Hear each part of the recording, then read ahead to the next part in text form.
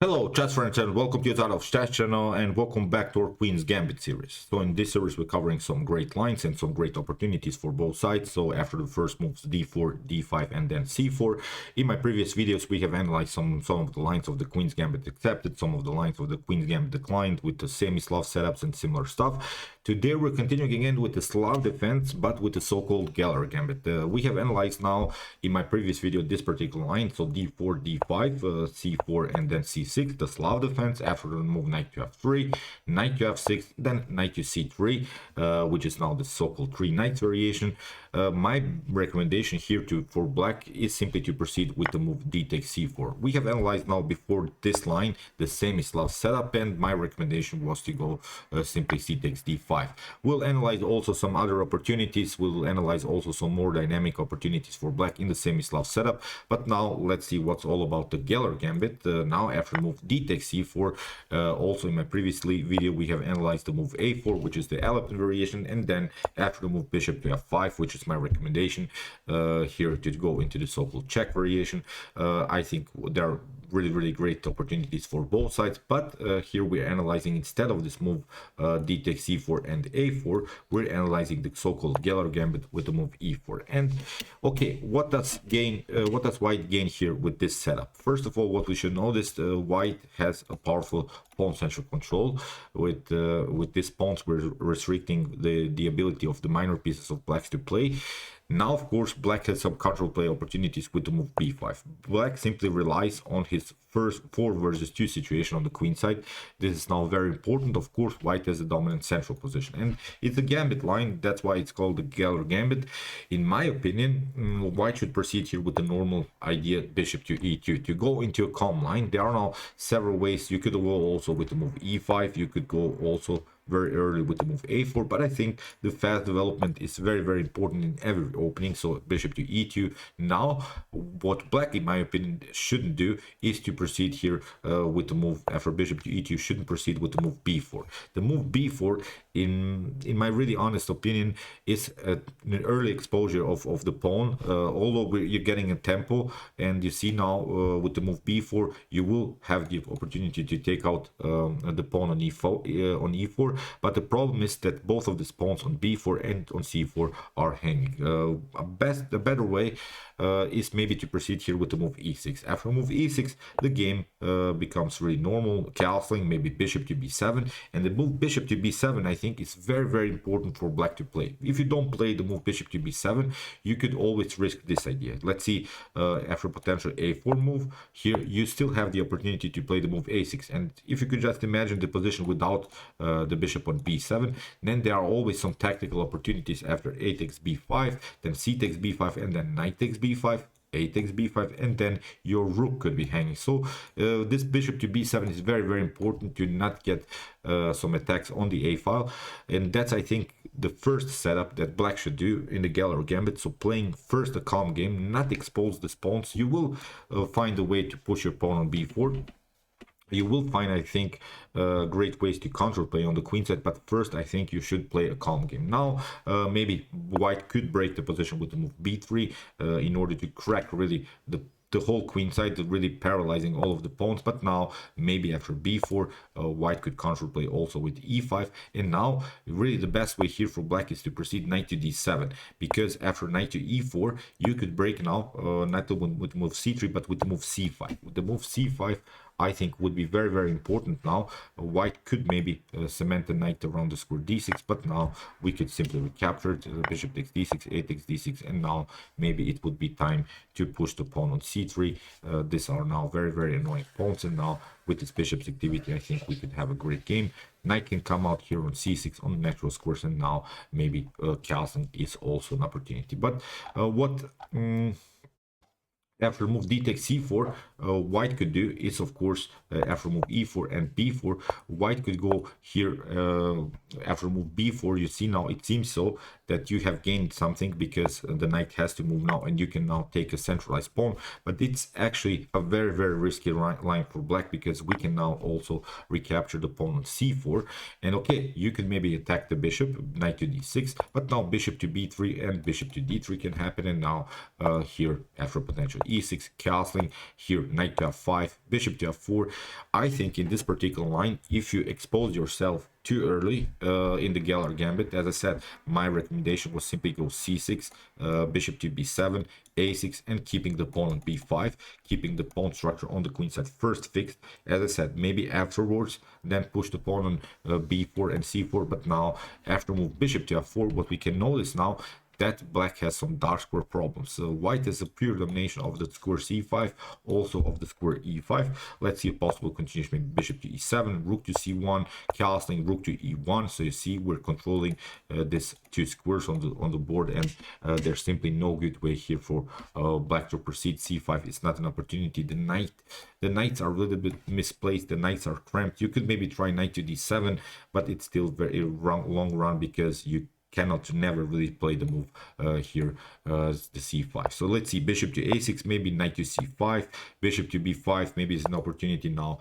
g4, simply kicking away the knight because we have now powerful control of the center. It's even possible to kick away further the knight. So as I said, there are of course many sidelines, but in my opinion, the point of this particular variation is after e4, b5, bishop to e2, not to expose yourself immediately with the move b4. I think you could have serious troubles. As I said, it seems so that it's a great line, but the bishop's activities, the knight's activities in the center of the board are simply, I think, too much to handle here for black. So as I said, let's see now how a better way here for black would be. As we said, bishop to b7 maybe, then followed with a6 and then e6, keeping the game calm, and then maybe tries to counterplay after maybe 5-10 moves with the move b4. So let's see now another example. It's a gameplay by Salim Saleh against Sam Shackland. We have now again this Geller Gambit, again with the move bishop to e2. Here black tried the normal idea as I recommended, the move e6, castling bishop to e7, so keeping the pawn structure compact. But again, black misses simply this move bishop to b7 and a6, and suddenly I think white has equalized the game because this Geller Gambit gives a slightly advantage already in an early stage of the game for black.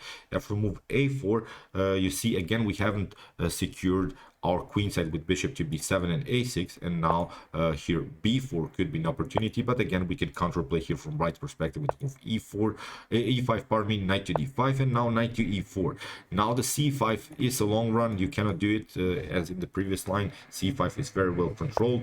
Now bishop to a6, and here bishop to d2 with the move b4, as I said, and c4 we have exposed ourselves, and now these are clear targets here in the game.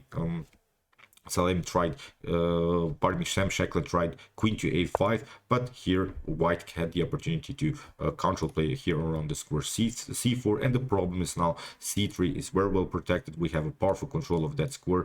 You see, the knight is protecting the bishop, the pawn, and the rook, so no c3 activity here for black. So knight to d7, bishop takes c4, and see now white has gained the pawn back, and now it's an equal game. So as I said, because black didn't play the move bishop to b7 followed with a6. So now let's see, knight to b6 was played, rook takes c6, queen to a4, rook to c2, castling bishop to g5. You see, black had some trouble because white is getting rid of the key defender of the square d6. This is now a clear target in a position. It's a weak square on d6, so that's why here black tried to counterplay, but now a great move here by white, b3.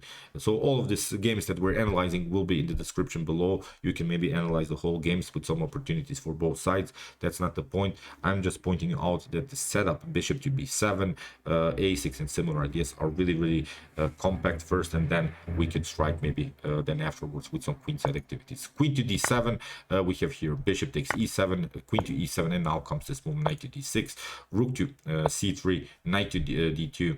We have now also some opportunities to occupy the c4 square, controlling further also the d6. Here a5, and now knight to e4, rook takes b3, but now queen to h5 will happen, and now here we'll stop. White has also a great activity on the king side, but I think from this point on black took over in the game, but the game ended in a draw. So as I said, I think the idea to stay calm in these types of structures is very important, because what we cannot do, I think, no one can play like Hikaru Nakamura, I think, because I wanted to show you how Hikaru played this game. After move b5, here Hikaru played a very aggressive e5, so he didn't even secure his position with the move bishop to e2, but it's, I think, a risky choice, because what black should do in these types of structures is simply to build a very powerful blockade around the square d5. Hikaru Nakamura won this game, but the game becomes really wild with tactics all over the board. That's not the point. What I wanted to point you out, that after the potential e5 move, we have really a great protection of the d5. So all of our defensive ideas, all of our attacking ideas are simply built around the square d5. It's a powerful blockade, and still white is proceeding here with the backward pawn on d4. So in the continuation, Hikaru, it was a gameplay by Hikaru Nakamura against Cameron Wheeler.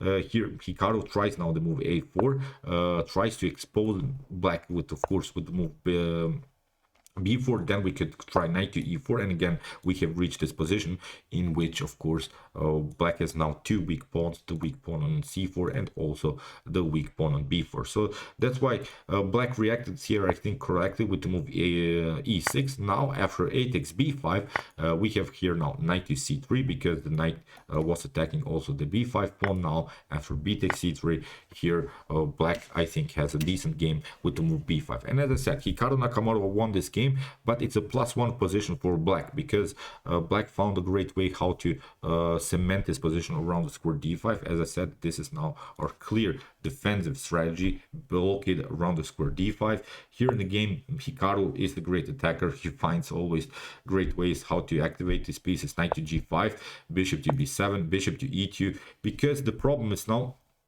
you cannot really take here the pawn on b2, because you get this one bishop to f3. It's very tricky. It's a poison pawn here on g2. If you takes, then you have some troubles here on square a8. And there is always, you should always consider the tactic to come with the queen after potential b5 move to get the queen somehow to f3. It's a normal idea in this Geller Gambit, and also in some other Gambit lines, to play the move queen to f3. Now the rook is trapped, and here it's a bad position here for black. So we're counter playing, of course, here also around the square f7. So as I said, here bishop to e2, we have bishop to g5, bishop to e7, knight attacking the knight on g5, and again Hikaru finds a great counter attack, bishop to f3, knight to c6. We have h4 supporting the knight on g5, and now black breaks the position again with the move b4. But again, you see, I think that's the main mistake that black makes in Geller Gambit ideas. A better idea is simply to play queen to d7, simply fixing our position further. There will be, I think, one particular moment in the game when the b4 move comes very active. But here again, after the move b4, black has several problems, because Hikaru is simply activating his pieces. Queen to d7 comes a little bit too late, because now you see all of the pieces of Hikaru are playing very good here. So here bishop to g5, we have queen to g5, and here Hikaru prevented black from castling. It's very risky now to castle on the king side, because both of these bishops are aiming. We could also try some rook to h3, rook to g3 ideas, really cementing the position, really getting all of our heavy artillery against black's king. But the problem is now where to castle, I think, for black. Black cannot also castle on the queen side. Here in the continuation, b takes c3 was played, but now after castling by Hikaru, queen to d4, which wasn't again the best move.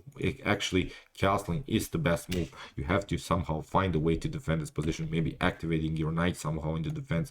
Knight to e7, maybe knight to f5, trying to fix the position, trying maybe to get rid of at least one of these bishops. So I think this could be a playable idea. Bishop to a3 is still very dangerous here also for white. But after move queen to d4, we have bishop takes c6, and now Hikaru tricked here black with the move bishop to e3, queen to e4 was played, and now queen to bishop to c5, preventing again black from castling kingside. We have f6, Hikaru takes, castling, and now from this point on it's a completely winning endgame here for white. Hikaru tricked his opponent here with the move rook to a7. We have bishop to b7, we have bishop to d6, queen to c6, and now rook to b1, here d2, and now Hikaru Nakamura on the great way how to checkmate black. Rook to a8, we have bishop to a8, and now rook to b8. But as I said, you see, I think in this Geller gambit,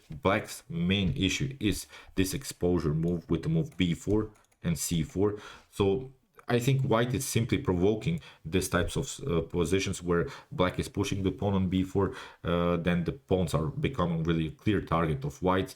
Meanwhile, white is doing something. White has the bishop pair. White has a great bishop pair. White is controlling the game all over the board. So although you're up some pawns, but the activity of your minor pieces is not so good. So let's see now how Magnus faced here Hikaru Nakamura's attack with the move e5. So when it comes to a great player, you see now Magnus built simply again. He also his defense around the square d5. Again, this idea by Hikaru Nakamura. We have the Geller gambit. So a4. Now Magnus fixes the position again. A similar line here by Hikaru. A takes b5. But now Magnus takes. Knight takes c3. B takes c3. And now c takes b5. Knight to g5. But now bishop to b7. Again, Hikaru tries to attack the position, but now g6. So it's very important to now defend its position on light course. Here, queen to g4, bishop to d5. And Magnus is the great positional player. So as I said, the blockade idea around the square d5 is simply, I think, very, very important. It's the most important thing. So you see, Magnus didn't push the pawn on b4 immediately. He waited for this move. This move will come in one particular moment, but it has to be prepared. First, you have to activate all of your minor pieces, secure the king, because you see many pieces are not playing. The rook is not playing, bishop, queen is on the starting square, knight is on the starting square, rook is on the starting square. So it's simply, I think, not so good to push pawns immediately with such a unsecured king. So here h4, Magnus h6, knight to e4, we have knight to d7. So Magnus is first, as we said, protecting the position, bishop to a2, and now a5. We're preparing b4, but now when the b4 move comes, we could recapture with this pawn, and then if we get maybe b4 and a takes b4, we would have then two connected pass pawns. In many of these examples, we have seen that black pushes the pawn on b4 without the support of the a5. Now it's simply different. So let's see, a5 casting, and now b4. b4 is now great. You see, it pushes now black's pieces into the white's pieces into defense. Although we have a counterplay around the square c4, but now Magnus can defend this with knight to b6, f4, and now b takes c3, knight to f3, and now Magnus took. G takes f4, bishop to f4, and now king to d7. Because of this very, very powerful blockade around the square d5, it allows now also Magnus Carlsen to castle with the king in the center. Look at this position, and it's still a +1 position for black, although the king is on a weird square on d7. But as we said, if we push, if we put our bishop, if we put something around the square d5, if we manage to centralize the battle around the square d5, I think we have a pleasant game. So now after move king to d7, okay, maybe there were some better lines, bishop to b4, but still, as I said, it's a much, much better position for black. Here, king to c6 is in our opportunity. Hikaru is trying to find some great ways how to activate these pieces, and now Magnus Carlsen plays bishop to b4. We have rook to f2, queen to e7, queen to h3, rook from a to g8, bishop to f1. There is now, you see, a great counterplay here by black because king secured. We have now this clear target here. It's a weak pawn on g2, rook to g7. Magnus simply built his trying to build, of course, a battery. We have bishop to c1, king to c6, knight to e3. We have now knight to b6. As I said, if we have to lose our bishop, at least we bring another piece here, and then we'll centralize the knight around the square d5. So I simply like more this Magnus Carlsen approach. As I said, he waited a little bit on the queen side, then he pushed the pawn on b4 when the a5 support was there. So as I said, after move knight to b6, we have knight to d5, and now knight to d5. So you see, it's still a perfect position. The king is perfectly secured. Look at this setup. Very, very nice. Everything is protecting everything in the continuation. Bishop to c4, but now this battery on the g file takes bishop to h6. Now rook to g3, attacking the queen, queen to f5, queen to e6. Trades of pieces, but still the activity of black pieces is much, much better. These are also two pass pawns. You have this pass pawn, but it's a long run to push this pawns further. So here h6, king to c4, we have king to f1. Now Magnus goes with the king in the attack. Really wild stuff. Rook to f3, king to c4. Of course, it's a video about strategy of this particular opening. I cannot really explain all of these moves. As I said, the games will be in the description below, so you can analyze them. So rook to h3, rook to f8 check. Here again, this idea, now the king moves, Again, we're pushing pawn further. Magnus takes. Here protects this position. Very nice. Push pawn further. And now has still very powerful control of this square. In the continuation, he tried some checks, and in this position, after rook to c2, the game was over. So, as I said, let's go back to the Magnus approach of the Geller Gambit. So, after the move e4, b5, e5, okay, knight to d5, a4, e6, a takes b4, knight takes c3, very important, b takes c3, and now still we're having our pawn majority on the queen side. But as I said, don't rush into attacks, don't rush into these attacks when it comes to black's activity. First securing g6, maybe bishop to e7, bishop to b7, knight to c6, maybe find, as I said, knight to e7, knight to d5, the control around the square d5, and then you'll find a way to push the pawn on b5. So let's see now another example. It's a great game by Chucky Vasily Ivanchuk against Jesus Santiago Nogueras. We have now reached the similar position here. Ivanchuk tried again this move a4. We have now h6, and you see now how one move in this opening can cause you some troubles because you haven't played correctly. You haven't played the move e6, for instance. You haven't activated your bishop. So what I'm suggesting you, when you play as black, every move has to make sense. So I don't think that this h6 move makes any sense, because it's simply a weakening pawn structure move. It doesn't create anything. Here in the continuation of the game, Vasily Ivanchuk took a takes b5. Again, this idea, knight takes c3, b takes c3, and then c takes b5, bishop to a3. And see now, Vasily Ivanchuk had the opportunity to play sort of a positional pin here, because what we can notice now, although black is of course up one pawn, but many pawns are on light squares. So we're not loving so much our light square bishop when it comes to black's play.